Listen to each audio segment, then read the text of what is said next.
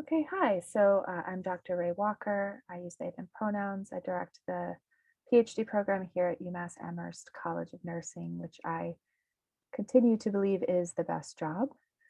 It's a really amazing community in a wonderful space with tons of resources, both within the College of Nursing as well as in the wider campus environment and beyond.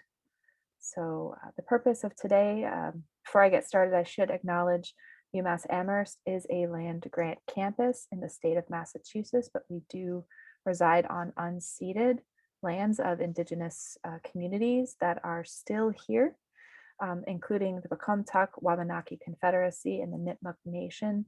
The Nipmuc Nation also still being very much active in this space, along with many of the other communities who were here well before UMass was ever established as a university, and we want to honor that.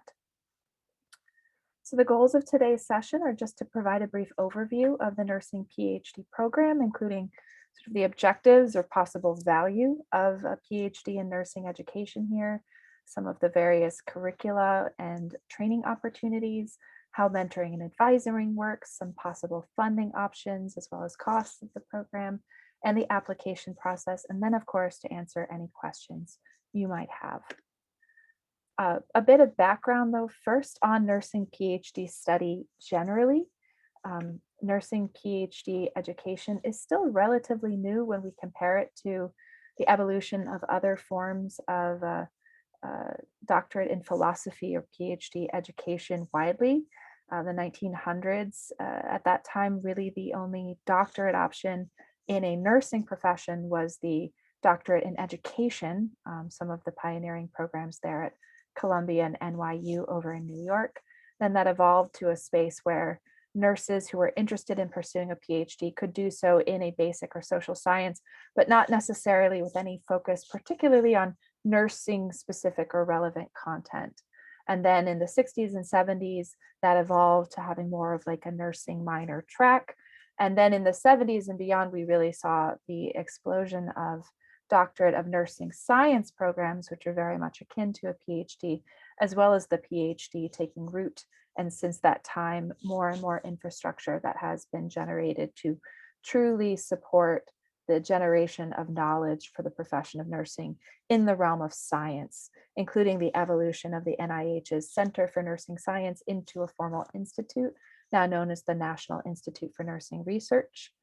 And then in more recent years, the emergence of this doctorate of nursing practice, which is distinct in many ways from the PhD, but also a companion, a complement, and a space where I think nursing PhD students, nursing DNP students, and people with those degrees, and some folks who possess both, can really collaborate to improve the impact of our work.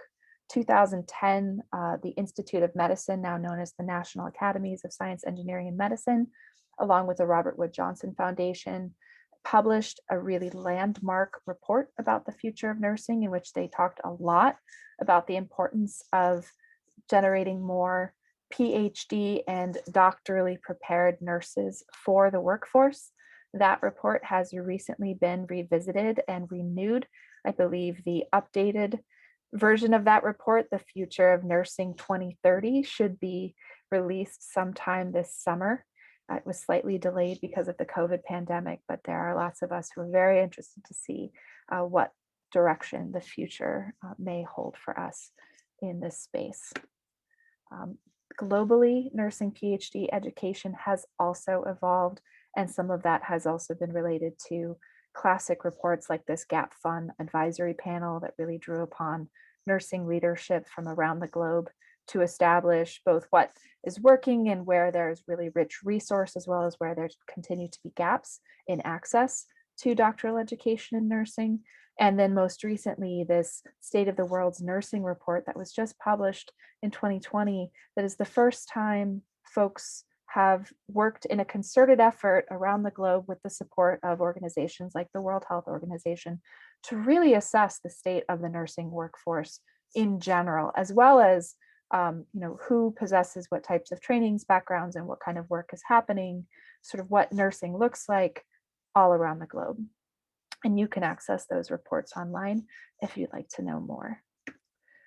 PhDs in general remain a relatively small proportion of nurses when we think about the overall nursing workforce, which, depending on how you count it in the US, is anywhere between more than 4 million nurses to more than 5 to 7 million nurses, depending on how you define a nurse. There are currently, according to the AACN, about 135 nursing PhD programs. About 800 or so folks graduated from those programs on a yearly basis. And when we compare that to the evolution of the doctorate in nursing practice, one thing we've seen recently is, to some extent, either stable enrollment in PhDs or even in some cases a slight decline, while the number of folks enrolling in doctorate of nursing practice programs has really taken off and continued to grow at an exponential rate. And we know that too may have some implications for the future of the profession and knowledge generation, as both of those spaces have important things to contribute. These are some more summary stats on demographics of nursing PhD enrollment, including along lines of diversity, race, and ethnicity.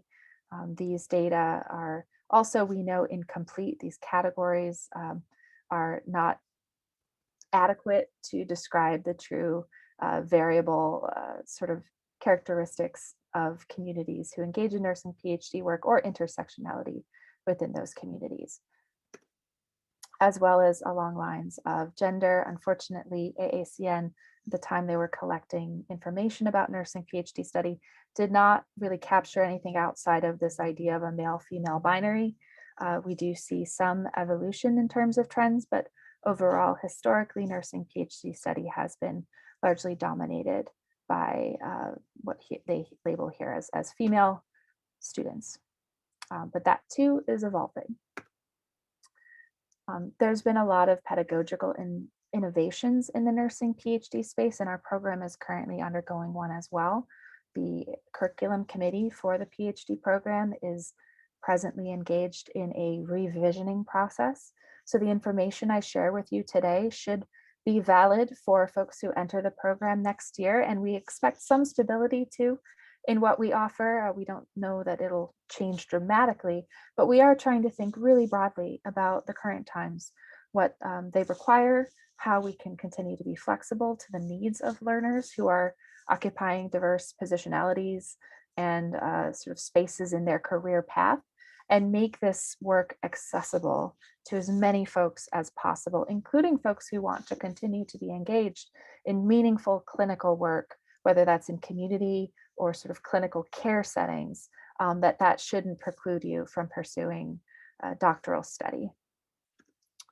And there are also a lot of controversies and differing views about what even constitutes science for nursing, which is also exciting because it means there's a lot of room for growth, for innovation, for people to take different paths. So these are some of the examples of those ongoing conversations about what constitutes even critical competencies for nursing PhD prepared folks, something that our curriculum committee is also currently engaged in discussing. Okay, so objectives though for our program currently, we expect that folks who come here, who enroll in the program, are really seeking to advance nursing knowledge, to improve health, equity, and social justice. The college does have a strong social justice mission, that this will involve synthesizing knowledge, not only from nursing, but other disciplines, and I would also say from community and lived experience, to address these complex health challenges, and perhaps even more importantly, to transform structures, policies, environments in order to co-create new futures, and to provide visionary and inclusive leadership for nursing research and innovation. Innovation defined very broadly as not just sort of new research questions, but sometimes we have folks working on inventions, practice models, new ways of thinking about what even constitutes nursing practice. All of that is a possibility in terms of exploration as part of a PhD, as well as policy, health systems, and education. There are a lot of different competing, what I call gravities in nursing research and nursing science, what we might define that as presently. And that too, I find really exciting. And I think each of them is probably represented in some way here, specifically at UMass Amherst. We have folks working a lot on this idea of omic science, omics, genomics, metabolomics, understanding sort of the epidemiological implications of some of those things, data science, so-called precision health or precision medicine approaches, which the NIH is very much invested in right now, as well as, sort of complement to and a gravity from that, this notion of exploring structural competencies, structural and social determinants of health, upstream issues in the environment that nurses should be thinking about and intervening on. We have this evolving space of informatics and data science, so-called big data, as well as a lot of renewed respect, especially during the COVID era, of storytelling, the importance of that. Who's telling stories? What stories are the data we generate telling? Who gets to tell them? What do those stories mean for communities and for the profession, et cetera?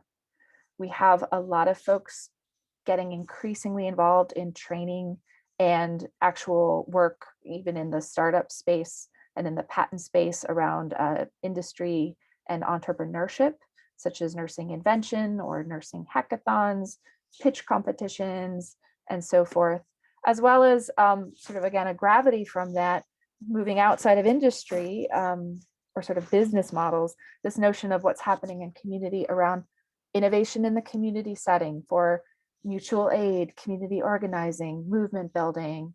All of that's really also come to a head this past year during the pandemic. We have a lot of talk about futurism. What is the future of nursing, of healthcare, of communities and society?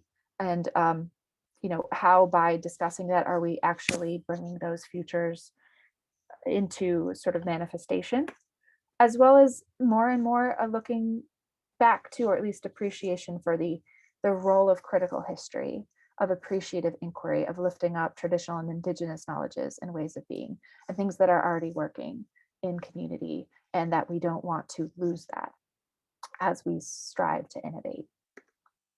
So graduates from the nursing PhD program, we hope will leave here with a knowledge of the discipline of nursing, including history, theory, and philosophies of not just nursing, but also emancipatory nursing, the social justice aspect.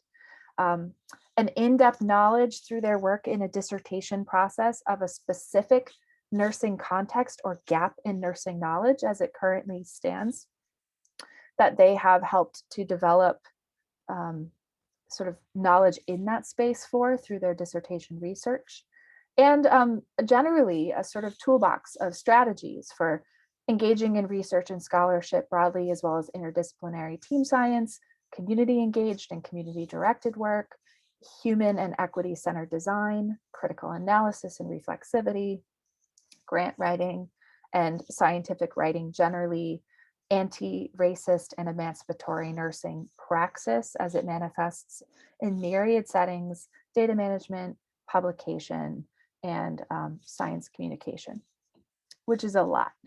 And people tend to specialize in some of these different areas, which some folks kind of come in really sure what they're going to do. Others, there's really a longer period of discernment as to what that path is going to look like, because at the level of PhD study, the learning is truly quite tailored to the needs and goals of the individual and the team with which they're working, including their advisor. This is some of what our recent grads have done. There are too many to list here, but just some examples. For instance, Dr. Ellen Smithline, who successfully defended her dissertation earlier this week on the subject of emergency triage nursing. During the height of the pandemic this past year, sort of beyond the realm of her dissertation work, she's an experienced emergency nurse. She participated in some innovation teams here at UMass, including one that developed a brand new type of face shield that was mass produced on the order of about 80,000 units very rapidly, and used to equip many of the health systems as well as other community organizations here in Western Massachusetts. For this and other work, she engaged in standing up the first and only medical shelter for folks who were Without housing and needing a place to safely quarantine with medical supervision during COVID in Springfield, she was recognized by Johnson & Johnson as one of 10 nurses pioneering innovative COVID solutions, which was a national recognition that has also led, I believe, to her face in commercials and other spaces representing nursing and the nursing spirit. We also have folks like Dr. Favorit Iradukunda, who's now on our faculty, Dr. Iradukunda, who grew up in Rwanda and maintained this blog during her graduate studies. She engages in a number of specialty scholarship areas, including the health and well-being of women and children, especially among migrant groups. And so this is some of her work, as well as Dr. Kate Clayton-Jones, who also defended this year. She gave a wonderful TEDx talk in Deerfield on her area of expertise, which is foot care, and the vital importance of nursing in supporting foot health, and by extension, mobility, well-being, function, and the ability to age in place. During her dissertation studies, as if she didn't have enough to do, Dr. Clayton-Jones stood up her own business, a foot care business that now delivers services and has throughout the pandemic to this broad region of Western Massachusetts, making an impact not only in terms of her scholarship, but also in terms of the ways in which her nursing scholarship has informed the development of a whole new nursing practice model that is serving quite a few folks, and also now I think has upwards of maybe 80 folks who've been employed in that business. So the nature of this work is really all over the map. People come with their passions and ideas. Sometimes those ideas evolve in relation to who's already here doing work. And there's really, in my opinion, almost no limit to where you can go. The study for nursing PhD students who enroll in full-time study is usually 2 full years of coursework, combined with then what we call a dissertation phase, during which folks are really exploring a research question of interest, generating knowledge related to that question, and then analyzing and writing up or sort of synthesizing and presenting that knowledge to the rest of the world in the form of the dissertation, defense, and manuscript, as well as possibly other routes of dissemination as well. So the year 1 studies for folks who enter as full-time PhD students is usually 2 semesters of coursework. In the fall semester, folks take 3 courses, each of them 3 credits, usually on the topics of the history and philosophies of nursing science, research, design, and methods. Often that's a qualitative course. And frequently they take either nursing theory or statistics during that semester. And in this semester, they're usually being introduced to life as a PhD student. They're engaging with published literature and knowledge in their particular area of study. Maybe they don't quite know yet what research question they're going to pursue, but perhaps there's a realm in which they're passionate and see some challenges they'd like to address. And so they're engaging with that, they're synthesizing that literature, they're really starting to establish sort of competency over what is already known in a particular area. They're paired with a PhD advisor who's a member of the graduate faculty here in the College of Nursing, who may meet with them. The frequency of meetings varies from advisor to advisor, but that may be weekly, that may be every other week, that may be once a month, but they're really there to provide additional support and mentorship and support as folks discern sort of where their research studies may eventually take them. And then at the end of that first year of coursework, usually in the spring semester, people are taking courses in quantitative research designs, possibly special topics or other sort of interesting emergent areas of nursing research, and measurement, which is a course that I currently teach. They will take a comprehensive exam, which is usually a written essay style exam that's designed to help assess sort of the degree to which folks have been able to take that content from the first year and really apply it to the critique of existing research and possibly responding to certain questions about theory and philosophies of nursing. And the purpose of that exam is also to sort of help establish, have folks gotten what they need to then be able to move on to the second year of coursework, where they're going to be to an even greater degree really engaging with much more specific literature and knowledge in their area of interest, and really starting to develop their ideas around what type of research study they may eventually pursue for their dissertation. So year 2 is another year of full-time coursework. That's often, I'd mentioned special topics in year 1. This is a course that is sort of designed to catch some of these ever-evolving and emergent areas of nursing research. So if special topics doesn't happen in year 1, that may happen in year 2, along with some coursework in proposal writing, leadership for the discipline in the role of a scholar, really as a PhD prepared scholar, and coursework on what we call the state of the discipline. So where is nursing now? Sort of where has it come from? Where is it going? What should we be thinking about in different domains of nursing, whether that's sort of global leadership, whether that's clinical care, education, research, and science, and other spaces. Usually in the second year too, we help people set up a mentored research residency. This is an opportunity for folks to have applied hands-on learning under the supervision of a faculty member, often their advisor, but not necessarily. And that can be with one research project or possibly with multiple projects. It's really an individually contracted thing. It doesn't all have to happen within the same semester or even narrowly within year 2, but it's really just us trying to create some intentional space for apprenticeship to the actual conduct of research, whether that's generating data from surveys or interviews with folks, whether that's manipulating and analyzing data statistically or qualitatively, whether that's actually helping come up with a new research design as part of a grant proposal writing process, or also oftentimes folks are engaged in publication writing with their mentor or supervisor, so that they're generating sort of research reports or manuscripts that'll eventually find their way out to peer-reviewed journals or to scientific conferences. There are lots of opportunities across the campus, depending on one's interests. We really strongly encourage this idea of interdisciplinary or transdisciplinary collaboration, because UMass is a massive public university. We have so much resource here that exists also outside of the College of Nursing, and we want PhD students who come here to really be able to take advantage of that. So I'm going to give just a very drive-by overview of just a sample of different research spaces on campus that are not necessarily just in the College of Nursing, but where folks can find mentorship, support, seminars, training, funding, all kinds of things. Starting with the Center for Data Science in the College of Information and Computer Sciences. So for folks interested in big data, informatics, algorithms, artificial intelligence, where that whole world is going, whether you want to critique it or build it, Center for Data Science is one space to do that.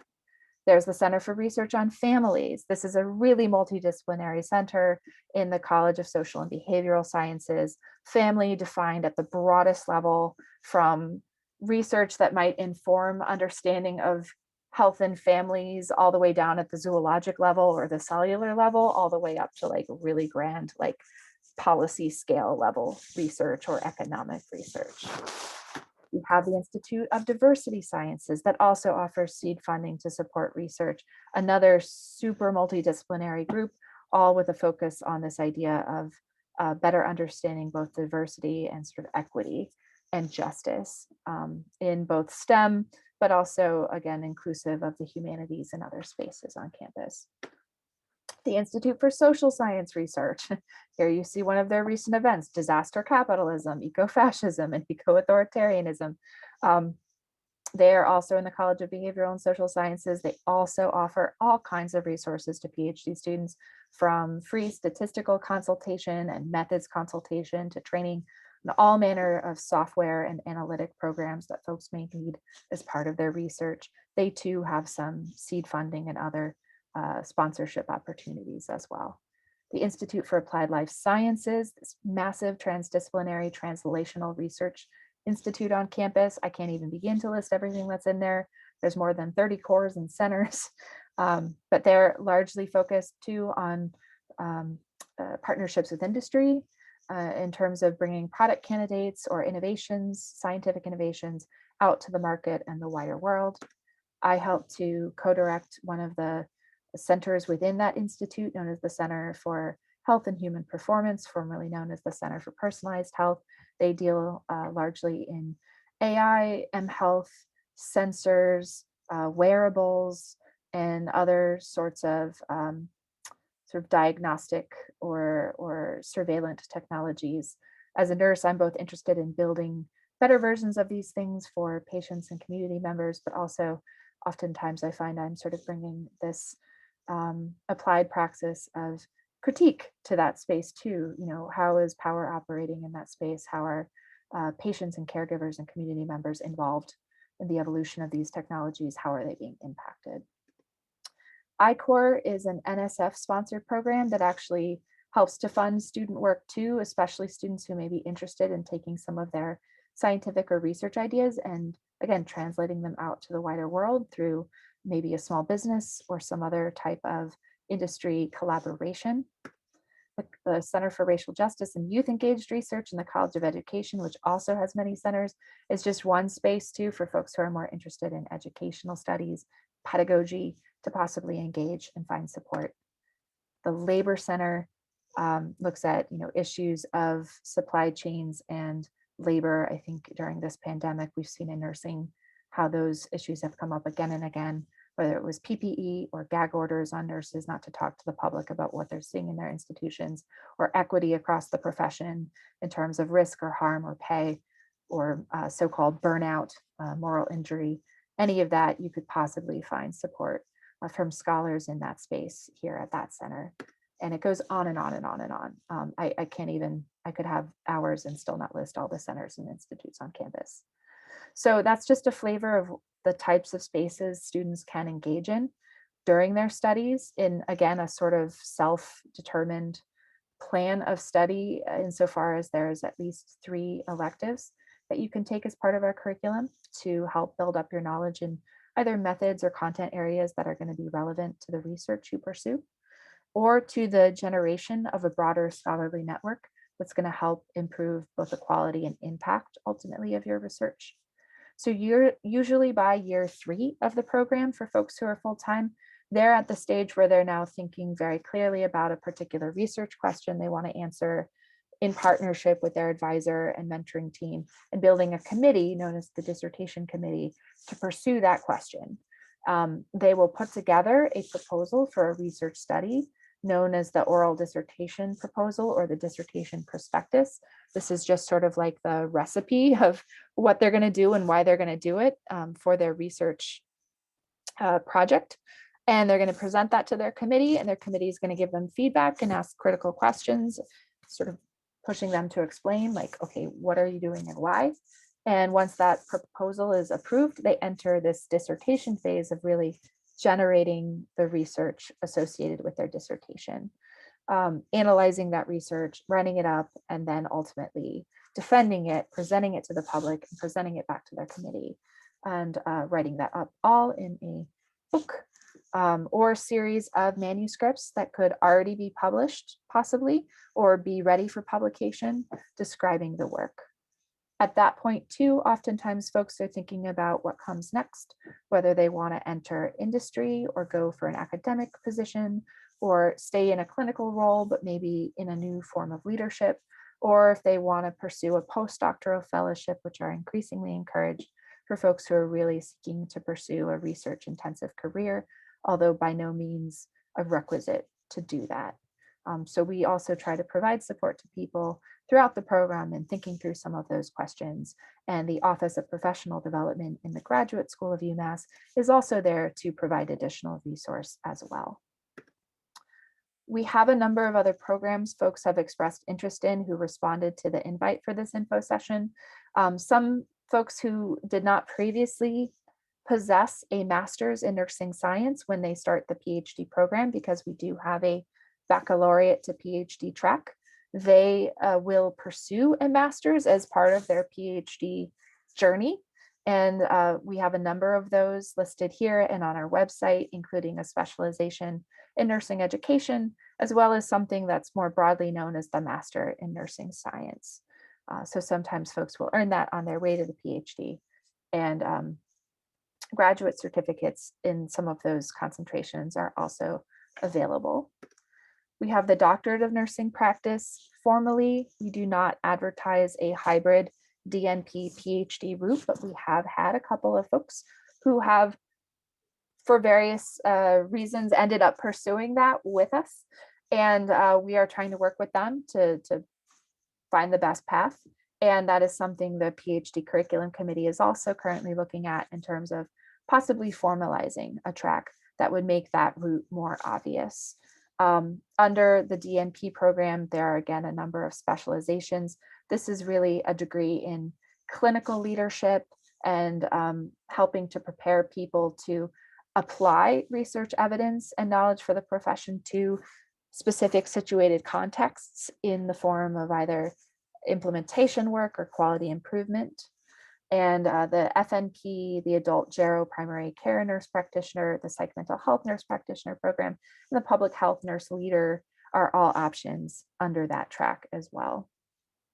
And some folks had specifically been interested in Psych Mental Health Nurse Practitioner training. We also have a certificate in this space. So there's more information on the website for those who might want to investigate that. Again, anything that you want to do, if you don't see it formally advertised on our website, I strongly suggest just starting a conversation with us, either me as the PhD program director or possibly other program directors in spaces you're interested. We really are, trying our best to meet people where they are and find workable solutions, even when there's not always a clear track publicly advertised. Mentoring and advising in the program is something we take very seriously. I just want to share this website, which provides more information about who is doing that presently in the program and where you can find out more about the research interests and expertises of the faculty here at the College of Nursing specifically. So I just built this website and I hope you can see it. It's sort of an intranet right now for the program, but one section of it includes faculty profiles. These are faculty here at the College of Nursing of various backgrounds who are either teaching our required coursework in the program or serving as primary advisors and chairs of dissertation committees. And as you may see, it's a rather long list. I'm going to show in a few slides some of the different research projects these folks are engaged in.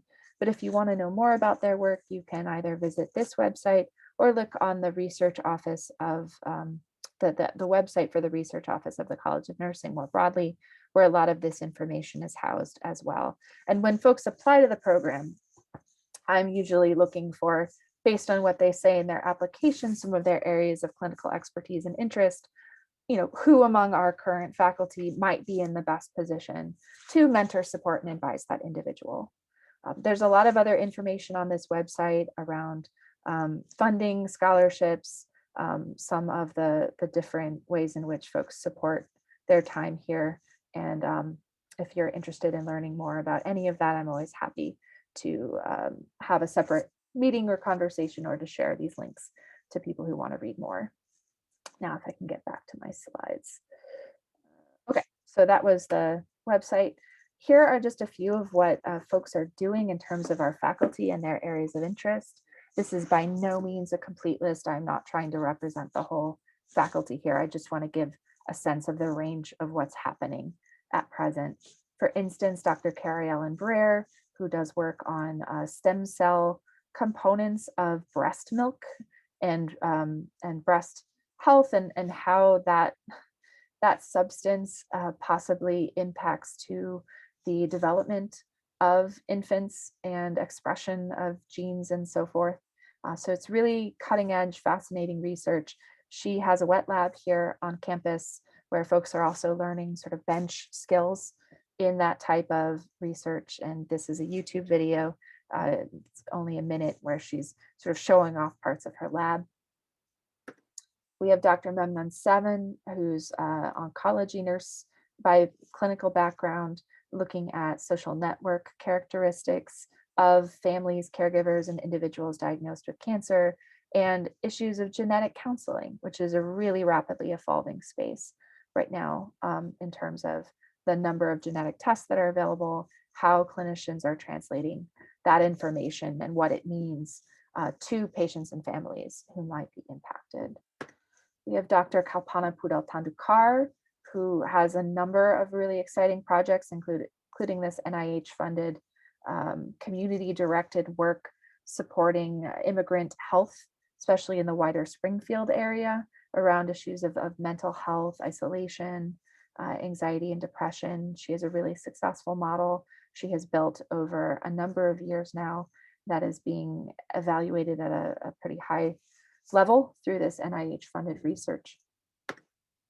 Dr. Karen Giuliano, who is our IELTS nursing professor, she has a dual appointment in that Transdisciplinary Institute I mentioned earlier, as well as the College of Nursing. She spent many years in industry helping to build better technology for clinicians and nurses specifically to work with. She's presently working on a number of funded projects involving the evolving technology, or maybe not so evolved technology, of IV pumps, trying to make it better, both from the interfaces to sort of understanding also during this pandemic. Some of the work she's been doing with one of her students is looking at the implications of now these isolation rooms where you see the IV pumps all lined up in the hall, out, in the hall, far from the patient, not really the way they were initially designed, but sort of to help preserve PPE and safety. So what does that mean for the function of those pumps, and how might that continue to evolve? So again, really cutting edge. Dr. Kalmakis studies ACEs, adverse childhood experiences, their impacts on stress, including at the molecular level through things like hair cortisol, and other research with the stress research group on campus. Dr.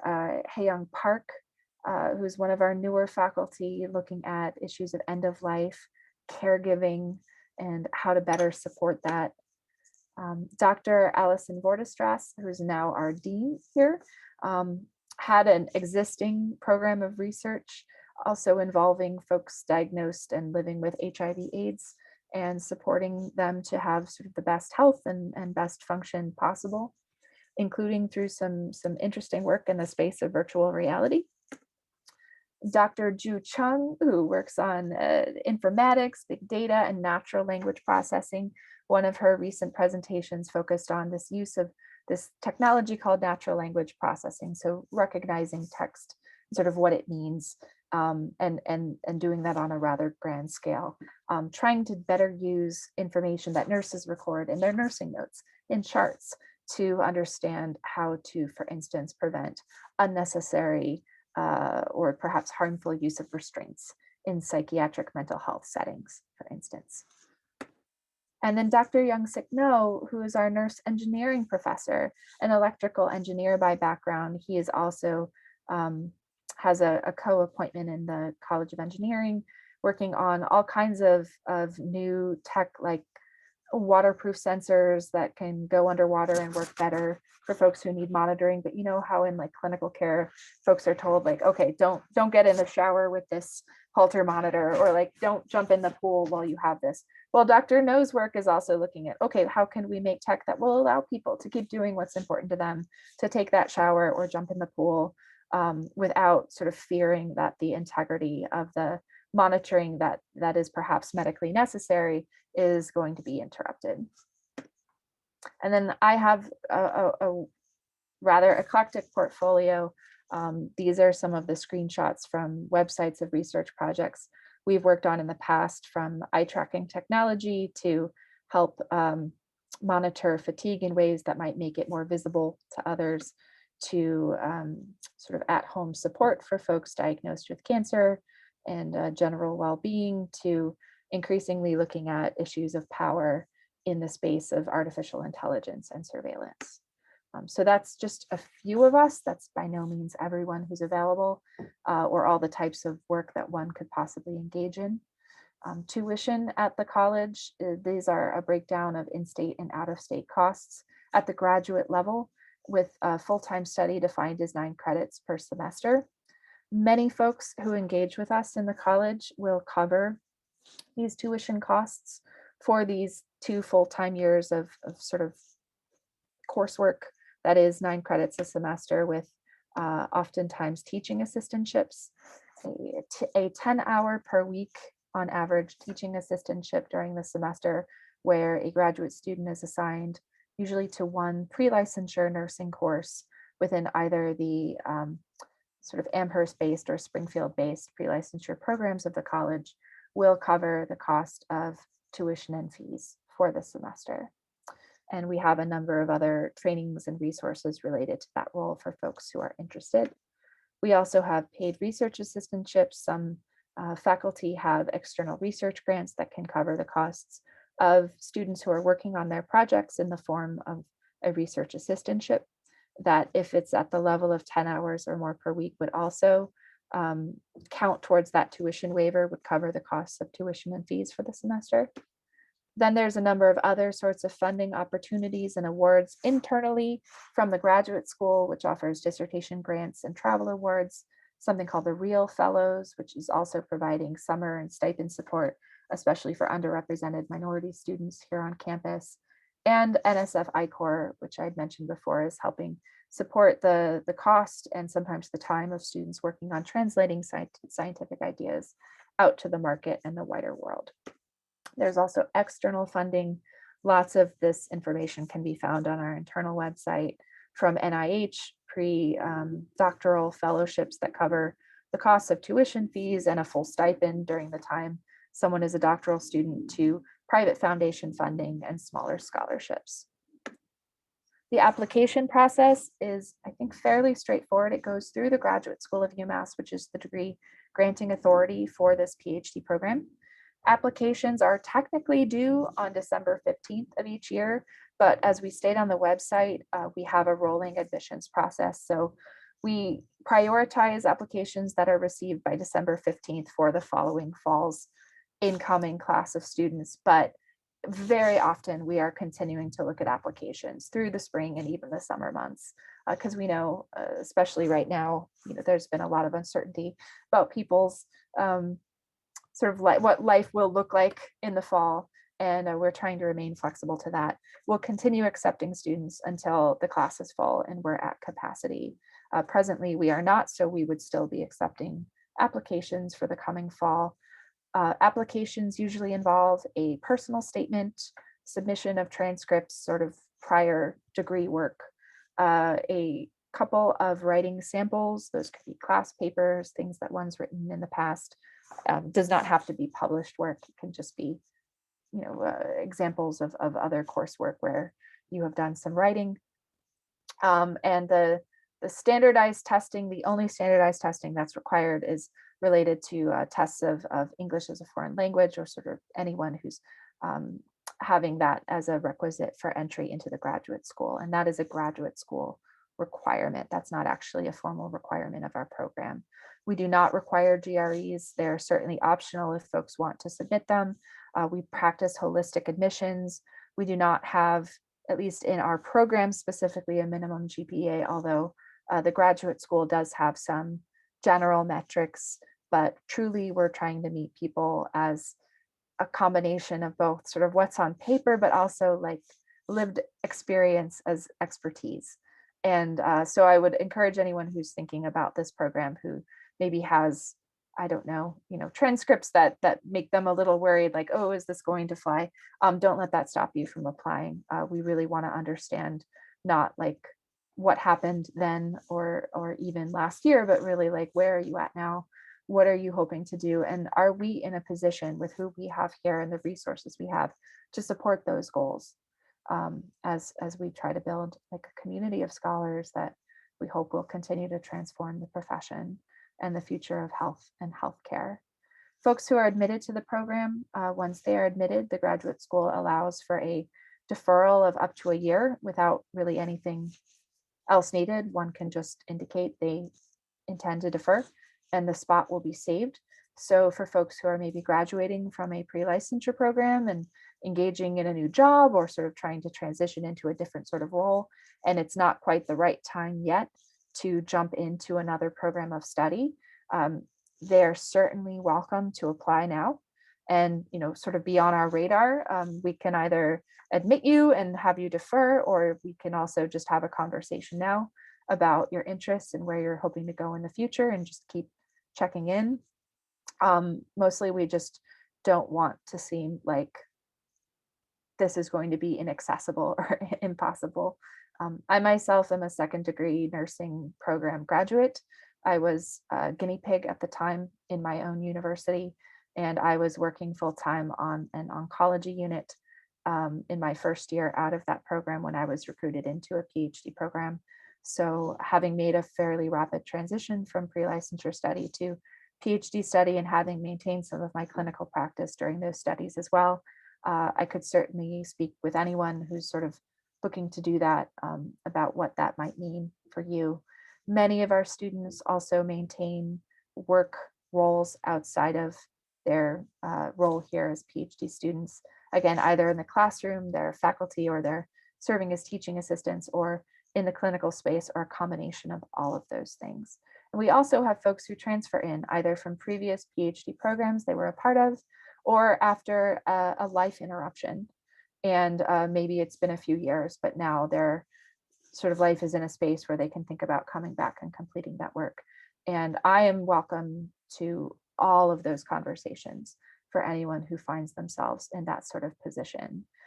My first year here, I taught a course in which I had a student in the course who was in their 80s. And I learned so much from that person as well. They brought so much richness to that course. And so there's really no limit at what stage of your life or career you want to engage with us here. We're here, and we're here to serve the public, and we want to talk to you. So this is my contact information for folks who may have questions and want to follow up. Also, our amazing staff person, Cynthia Mendoza, who is a wealth of information and institutional knowledge about how things work here, especially issues of applications, paperwork, how to apply or where to find certain things. She is just tremendously helpful and an incredibly nice person. And with that, I think that is pretty much the sum of what I had to share in today's info session.